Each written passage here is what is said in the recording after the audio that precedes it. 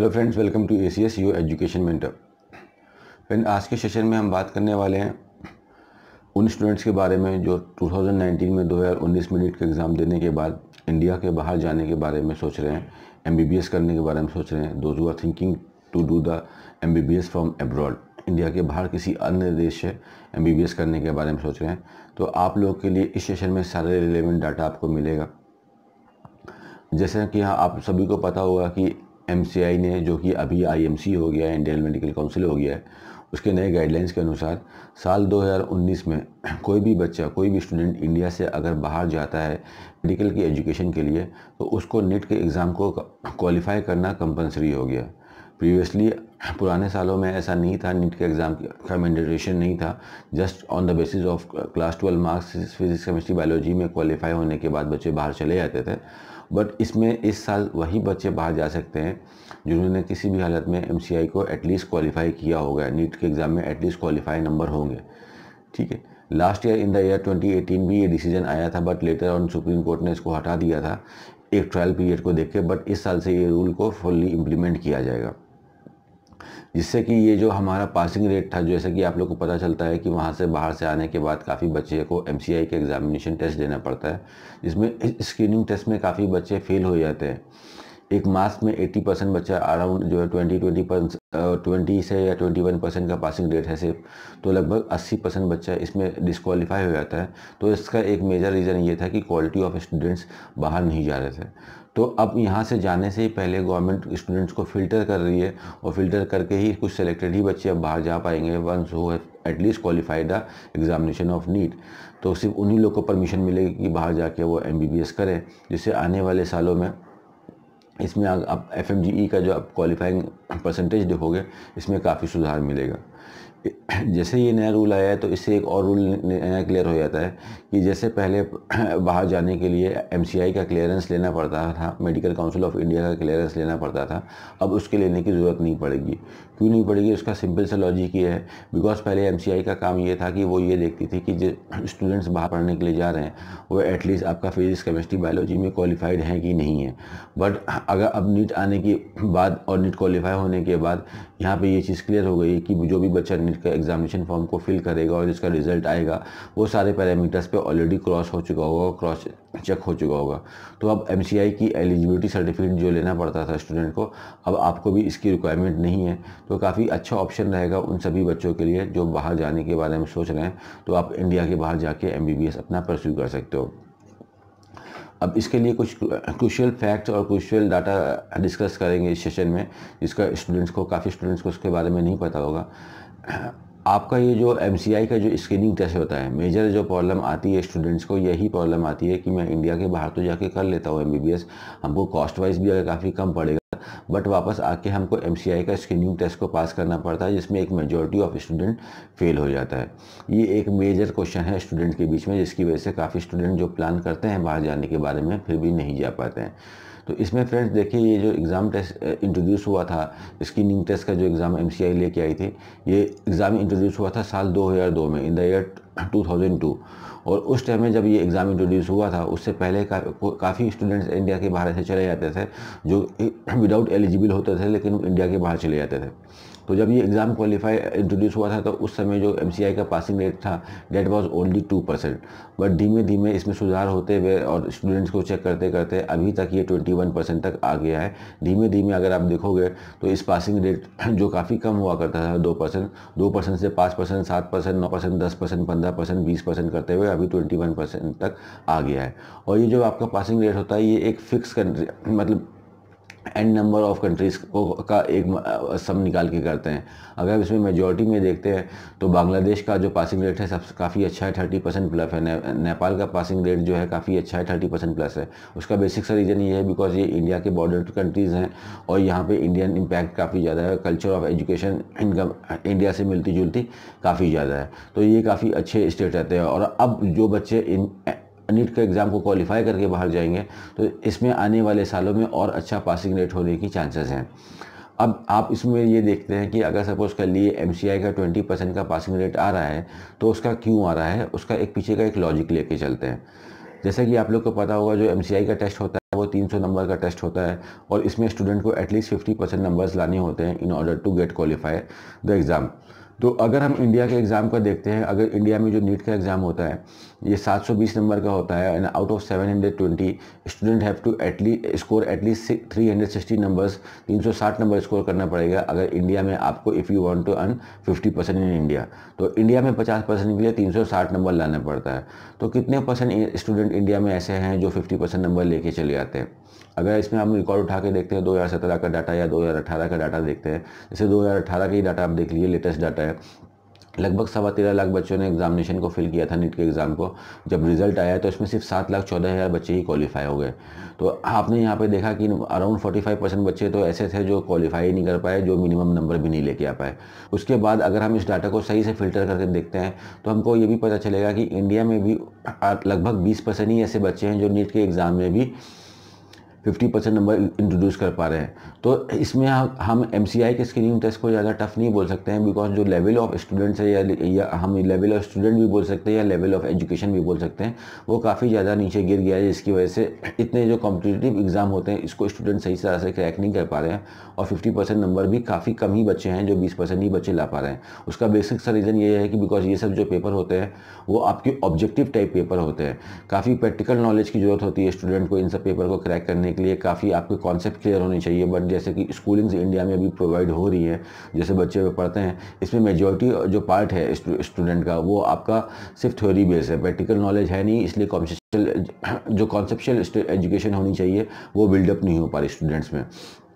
तो ऐसी स्थिति में ऐसे स्टूडेंट जिनका स्कोर 300 या 300 से ऊपर का स्कोर आ रहा है नीट में, the ones who are scoring the score of 300, 320 और 350 और 400 एंड सो ऑन, और आप किसी वजह से इंडिया में एडमिशन नहीं ले पा रहे हो, उसका जो मेजर रीज़न होता है इंडिया में आप एडमिशन नहीं ले पा रहे हो कि इंडिया में फीसेस आपको काफ़ी ज़्यादा हाई पे करनी पड़ रही है, आप 80 लाख 90 लाख रुपीज़ फीसेस नहीं पे कर पा रहे हो। तो ऐसे स्टूडेंट्स के लिए काफ़ी अच्छा ऑप्शन में ये निकल के आता है कि MBBS from some other country, जिसको हम बोलते हैं MBBS एब्रॉड, आप बाहर से कर सकते हो। बिकॉज अगर स्टूडेंट 300 नंबर नीट के एग्ज़ाम में इंडिया में प्रोड्यूस कर रहा है तो ऐसे स्टूडेंट को इस एग्ज़ाम को क्लियर करने में ज़्यादा प्रॉब्लम नहीं होगी इन कंपेरिजन टू दोस्त स्टूडेंट जो कि इस एग्ज़ाम को क्वालिफाई भी नहीं कर पा रहे हैं।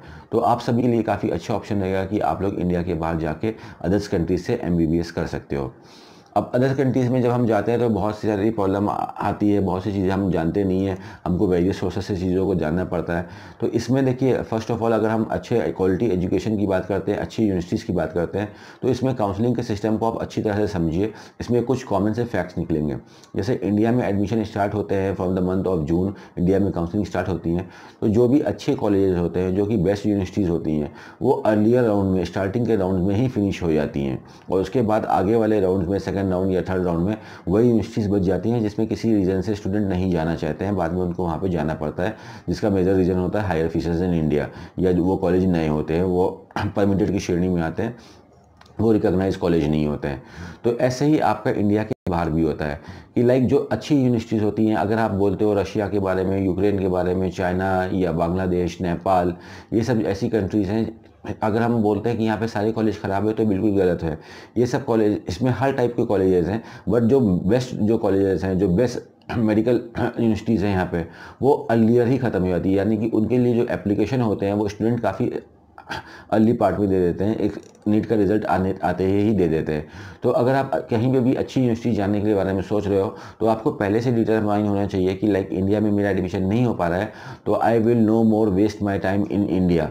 मैं इंडिया में 2-3 महीना काउंसलिंग देख के अपना टाइम वेस्ट नहीं करूँगा, क्योंकि मैं स्टार्टिंग में ही बाहर एडमिशन ले लूँगा, जिससे मुझे एक अच्छी यूनिवर्सिटी में एडमिशन लेने का मौका मिले। और दूसरी जो मेन चीज़ आती है बाहर, वो है आपकी लैंग्वेज, मोड ऑफ कम्युनिकेशन। आप किसी भी, देखिए इस चीज़ को लेके आप बिल्कुल क्लियर हो जाइए। आप ये चीज़ देख लो कि आप जिस भी कंट्री में जा रहे हो तो आपका जो भी पर्टिकुलर यूनिवर्सिटी है वहाँ पे इंग्लिश लैंग्वेज है कि नहीं, आपका जो प्रोग्राम है वो इंग्लिश में है कि नहीं। आपका प्रोग्राम बिल्कुल इंग्लिश में होगा मोस्ट ऑफ द यूनिवर्सिटीज़ में होता है कि आपको प्रोग्राम तो इंग्लिश में मिल जाएगा, आपकी पढ़ाई तो इंग्लिश में होगी, बट इससे ये नहीं समझ लेना है कि हमको सिर्फ इंग्लिश में ही वहाँ पे पढ़ाया जाएगा। आप इंडिया के बाहर किसी भी कंट्री में जाते हो, whether you are going to Russia, Ukraine, China and whatsoever, आप किसी भी कंट्री में जा रहे हो तो वो कंट्री आपको वहाँ पे आपको एक बेसिक रिक्वायरमेंट है कि वहाँ पे आपको लोकल लैंग्वेज सीखनी ही पड़ेगी। विदाउट लोकल लैंग्वेज सीखे आप एक प्रॉपर वे से वहाँ पे नहीं रह सकते हो, 6-7 साल वहाँ पे आप नहीं निकाल सकते हो। और उसके बाद जब आप अपने क्लिनिकल एक्सपोजर में आओगे, जब आप अपने थिएटर्स में, ऑपरेशन थिएटर्स में आओगे, जब अपने पेशेंट से आपका इंटरेक्शन होगा, तो काफ़ी जो रशिया हो गया है, यूक्रेन हो गया है, चाइना हो गया है, इस ज़रूरी नहीं है कि जितने वहाँ पे जो भी पेशेंट्स आते हैं हॉस्पिटल्स में उन सभी को इंग्लिश आती हो। उसमें से मैक्सिमम लोग अपनी लोकल लैंग्वेजेस में ही बात करते हैं। तो उन सब पेशेंट से इंटरेक्शन करने के लिए आपको वहाँ की लोकल लैंग्वेज सीखना ज़रूरी होता है, जो कि एक मैंडेटरी पार्ट है। ठीक है, इसलिए आप इसको अगर सोच के ही आपने प्लानिंग करी है कि नहीं only on the basis of English I can do my programme, तो आप इंग्लिश पे बेसिस पे बिल्कुल अपना प्रोग्राम को कर सकते हो। But learning a local language in that particular country is a official rule, is a mandatory rule, जिसको आपको करना ही होगा। तो इन सब चीज़ों के आपको एक्चुअल करेक्ट इन्फॉर्मेशन नहीं मिल पाती, तो इन सब चीज़ों को लेके चलिए कि लैंग्वेज तो I have to search the language in English, but हमारी लोकल लैंग्वेज होनी चाहिए। और रही बात वापस आना कि MCI को टेस्ट को देने के लिए, तो MCI का टेस्ट काफ़ी चलता है, आपका नीट PG से मिलता है। तो उसके लिए अगर स्टूडेंट डेडिकेटेड है, उसका फोकस खुद में है, तो आपके पास काफ़ी ऑनलाइन प्लेटफॉर्म भी है। काफ़ी यूनिवर्सिटीज़ ऐसी हैं जो आपके पास प्रिपरेशन कराती हैं USMLE की या नीट PG की। और आपके पास आज की डेट में ऑनलाइन प्लेटफॉर्म ऐसे हैं जहाँ पे आप जाके फ्री ऑफ कॉस्ट एजुकेशन ले सकते हो। अदरवाइज़ आप बुक भी खरीद के रखते हो अपने पास, तो अगर आप अपना एक डेली का टाइम टेबल बना के चलते हो कि वीकली हफ्ते में मुझे 10 घंटे पढ़ना है या हफ्ते में मुझे 6 घंटे पढ़ना है, तो उस तरह से भी आपके लिए काफ़ी ईजी रहेगा कि फ्रॉम द वेरी स्टार्टिंग आप सेकेंड ईयर से ही अपनी प्रिपरेशन स्टार्ट कर सकते हो FMGE को देने के लिए। बिकॉज बेस्ट पार्ट ऐसा होता है कि 90% से ज़्यादा स्टूडेंट, जैसे हमारा इंटरेक्शन हुआ स्टूडेंट्स ने, उन्होंने ये बताया कि हम बाहर जाना तो चाहते हैं, बट हम ये चाहते हैं कि बाहर अगर हम जा रहे हैं तो वापस आके हम अपने इंडिया में प्रैक्टिस करने के लिए फ्री रहें। तो फ्रेंड्स, बाहर जाने का रूल ये है कि फर्स्ट ऑफ ऑल आपको यूनिवर्सिटी में एडमिशन लेना होता है। उसके बाद आप वहाँ पे जाते हो, वहाँ पे आप अपना 5.8 ईयर्स का कोर्स होता है मैक्सिमम जगह पे। तो ये अपना कोर्स का ड्यूरेशन ख़त्म करने के बाद वापस इंडिया में आते हो। Then you have to qualify the exam over है। उसके बाद आपको यहाँ पे स्क्रीनिंग टेस्ट को क्वालिफाई करना पड़ता है। स्क्रीनिंग टेस्ट को क्वालिफाई करने के बाद फिर आपको एक इंटर्नशिप प्रोग्राम करनी पड़ती है। यहाँ पर इंडिया में भी आप फ्री हो इंटर्नशिप करने के लिए। फिर आप 1 साल की इंटर्नशिप करोगे। इंटर्नशिप के लिए आप लोग फ्री होते हैं, उसके लिए ऐसा कोई नॉर्म नहीं है कि आपको अपने स्टेट से करना है कि किसी यूनिवर्सिटी से करना है। जहाँ पे आपको कन्वीनियंट हो वहाँ से आप इंटर्नशिप कर सकते हो। उसके बाद आपको MCI का, जो कि अब IMC हो गया, इंडियन मेडिकल काउंसिल, उसका एक इनरोलमेंट नंबर मिलता है, रजिस्ट्रेशन नंबर मिलता है। जिस रजिस्ट्रेशन नंबर को लेने के बाद एक आप जनरल फिजिशियन यानी कि डॉक्टर बन जाते हो। उसके बाद आप फ्री हो कि अब अपना PG कहाँ से करना चाहते हो, इंडिया से या इंडिया के बाहर। तो इस तरह से स्टूडेंट आप लोग अगर इंडिया के बाहर जाके MBBS करना चाहते हो इन द ईयर 2019, तो फर्स्ट ऑफ ऑल आपको नीट में एलिजिबल होना पड़ेगा।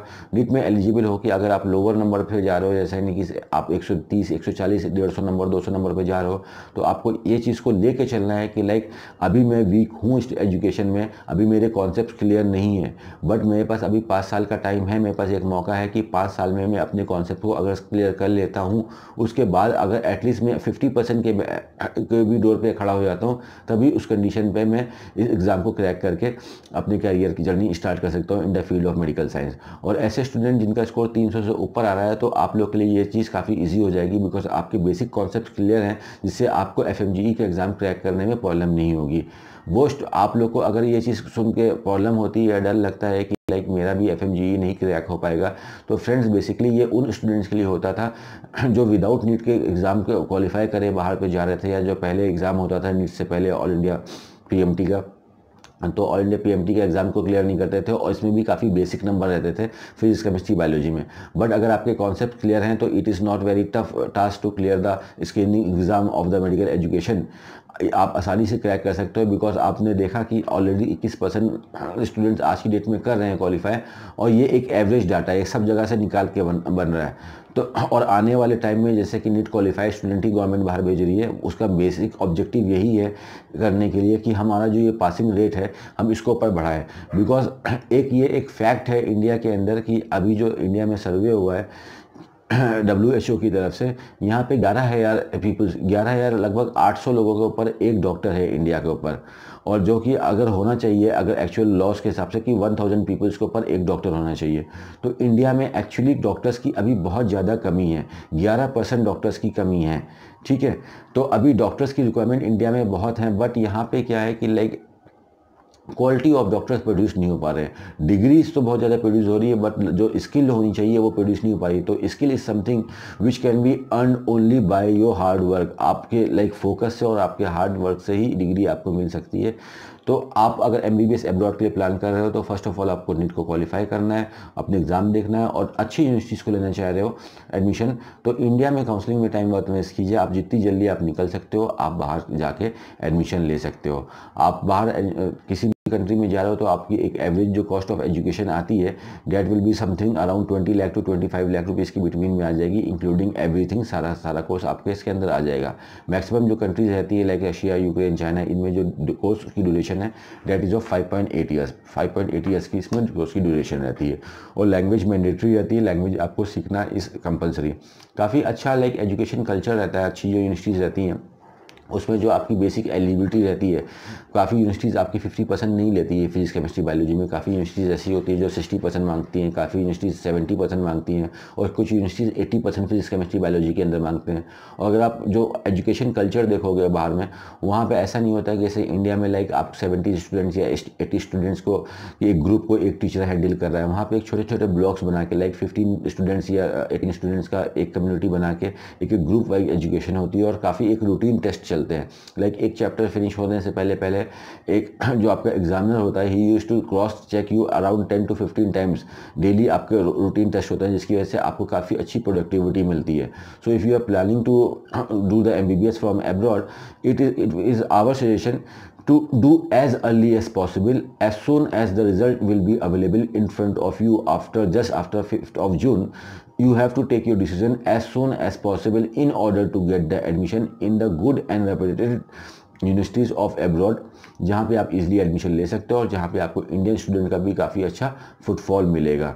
And at the end I will like to conclude that कि काफ़ी लोग के अंदर जो मिथ है कि MBBS abroad is a tough task, that is actually tough if you are thinking कि वो टफ है। अगर आप उसको इजी बना के चलते हो, आप एक सिंपल से थॉट से चलते हो कि like I just want to become a doctor, I have nothing to do with the like rules and regulation of that country, बस हमारे जहाँ पे हम जा रहे हैं वहाँ पे एक अच्छा एजुकेशन कल्चर मिले, हमारे सब्जेक्ट्स मिले। और इस चीज़ को आप काफ़ी अच्छी तरह से देखे जाइएगा कि जिस यूनिवर्सिटी में आप जा रहे हो वहाँ का आप एक सिलेबस एक बार ज़रूर देखे जाइएगा, बिकॉज सिलेबस आपके पास ऑनलाइन में अवेलेबल है। इंडिया में जैसे 19 सब्जेक्ट चलते हैं MBBS में, तो आपको भी वहाँ पर सब्जेक्ट देख लेना है कि उसका एटलीस्ट 80% सब्जेक्ट इंडिया से टैली करता हो। इंडियन जो एजुकेशन सिस्टम है, इससे एटलीस्ट 80% आपका जो सिलेबस है टैली करता हो। बाकी एक जो नॉर्मल नॉर्म्स होते हैं कि WHO से अप्रूव होना चाहिए, MCI से अप्रूव होना चाहिए, वो सब तो आपको देखना ही है, बट आपको सिलेबस को बहुत ध्यान से देखना है, बिकॉज एक सिलेबस ही एक जो मेन मटेरियल है जिसको आपको पढ़ना है इस इतने टाइम पे। ठीक है, that's for the today friends. आज के लिए इतना ही। अगर आपको ये हमारी इन्फॉर्मेशन अच्छी लगती है तो आप चैनल को सब्सक्राइब कर सकते हो, जिससे आपको इस एजुकेशन से रिलेटेड, मेडिकल फील्ड से रिलेटेड लगातार इन्फॉर्मेशन मिलती रहे। जैसे हम कोई नया वीडियो रिलीज़ करें आपके पास नोटिफिकेशन आ जाए, इसके लिए आप हमारे चैनल को सब्सक्राइब कर सकते हो। Thank you very much friend for watching ACS, and if you are really feeling like problem in, if you are like seeking to take the admission in some of the universities of abroad, you can also contact ACS। आप हमसे भी contact कर सकते हो for the support in order to take the admission in the foreign universities which are actually very good. Thank you very much friend. Keep smiling friends.